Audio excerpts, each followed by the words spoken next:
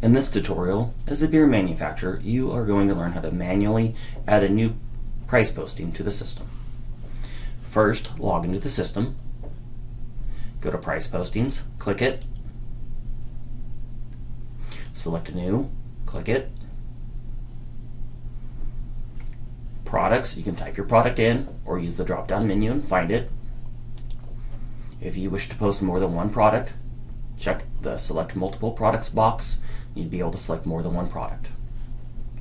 Package configuration, product size, counties, prices to, and receiving method are all pre-populated in the system.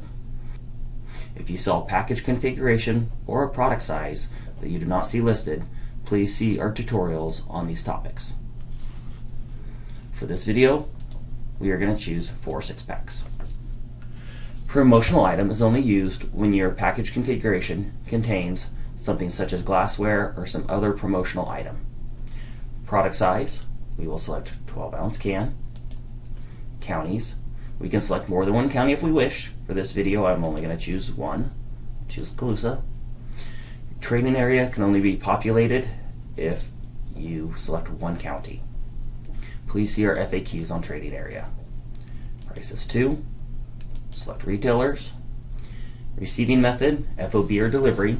FOB is when the other licensee comes to your licensed prem and picks up the beer. Delivery is when you deliver the beer to them. Poster price. Container charge. Container charge is for items such as a keg deposit. Please do not put CRV in container charge. Is this price posting effective immediately? If you check this box, once you click submit, your price posting is immediately effective. If you do not check this box, your price posting will not be effective until midnight Pacific time. This will allow you extra time in case you make errors. For this video, we are going to select the box. Click submit, and now your price posting is active. Please see our other tutorials on how to use the online beer price posting system.